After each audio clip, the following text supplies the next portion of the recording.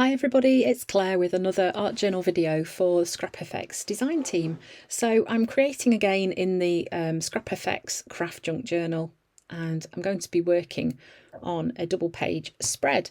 I'm going to be using one of the new designs from Michelle Logan called Mariposa Girls.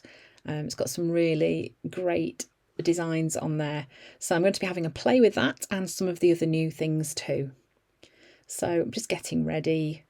Setting up these pages just to clip them down so that they're not flapping about, and I'm just deciding which of these girls I'm going to use, cutting out this first one here on the right hand side. So these things come on a really nice cardstock. It's not too heavy, it's not too thick, but it's just lovely to be putting into your journal as a focal point. There are lots and lots of these different sheets of collage designs available from Scrap FX. I do have some of them available on my website as well, and they are definitely worth having a look at. There's some really great designs. So this kind of gives me the starting point for my page, the colours that I'm going to use. So I've got a piece of printer paper here and I'm just sticking some Dina Wakley magenta onto there, just brushing it on. So this isn't paper that's really designed for mixed media art at all. And you can see it's going quite wrinkly, but it doesn't matter because I'm going to dry it and I'm going to be printing some leaves onto here, which I'm then going to use as wings. So that's a Dina Wakley gloss spray in fuchsia, and then I'm doing some splatters in turquoise on top. So I'm just building up a bit of an interest in the colour in the background here. And then this is a new stamp from Scrap FX. It's just called Large Leaf Stamp. There is also a great stencil that is very similar to this too. So I'm using a blending tool to just stamp some black paint onto there, and then I am pressing the stamp onto the paper that I've created.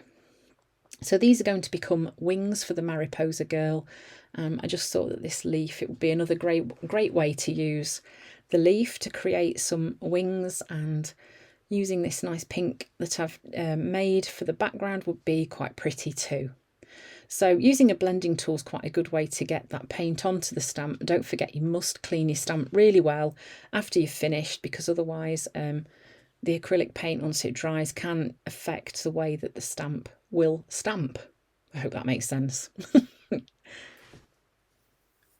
So once these are dry, I'm then going to cut them out, and they are, like I said, going to become some wings for this lovely girl that Michelle Logan has designed.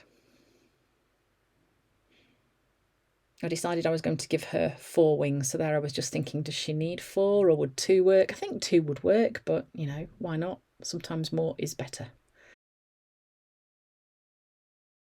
So I'm just using a glue stick to stick these in place and make sure they are just in the right position. I didn't want them to kind of detract from the image itself, but just to add a little bit extra, a bit of interest, and it's a fun way to use that leaf stamp too. So then I'm just adding some more detail, some little rosy cheeks onto the face, and then I'm using a bright pink fluorescent pen. Can't speak. This is a Molotow marker, and just adding some pink into the hair, just following the lines on there that Michelle has already drawn, and I'm just adding some more colour onto that hair.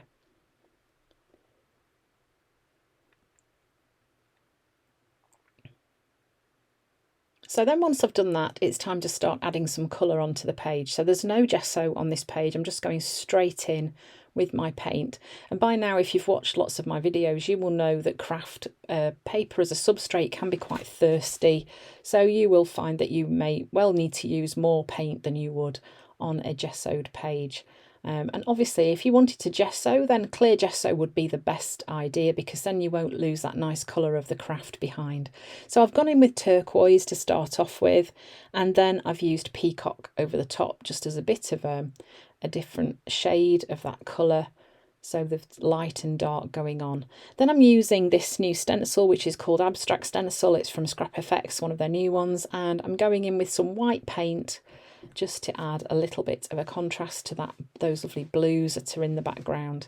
and I'm using a blending tool to apply the paint. So you'll notice to start off with, I'm kind of doing like a smooshing motion with the blending tool.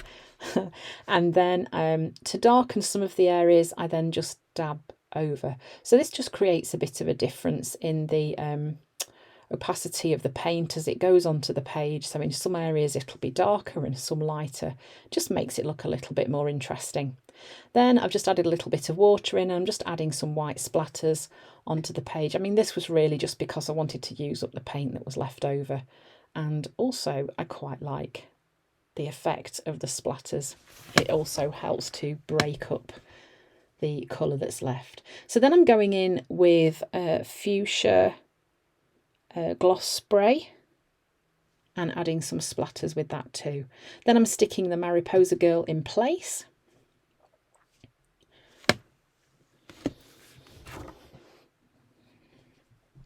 And then I'm using a pit marker pen, just going to add a little bit of shadow on the left-hand side of this figure.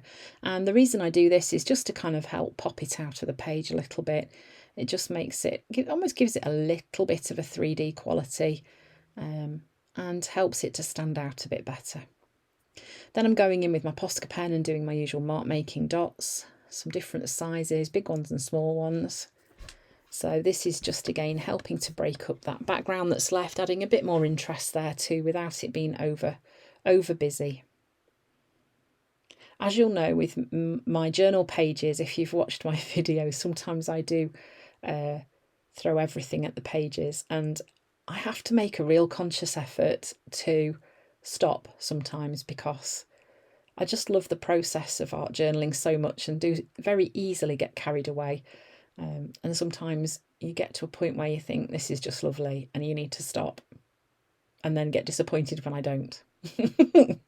But this was one of those pages that I think I stopped at the right place. So I'm going in then with a white Signo Uniball, just adding some smaller dots. Then they just help to break up the larger dots.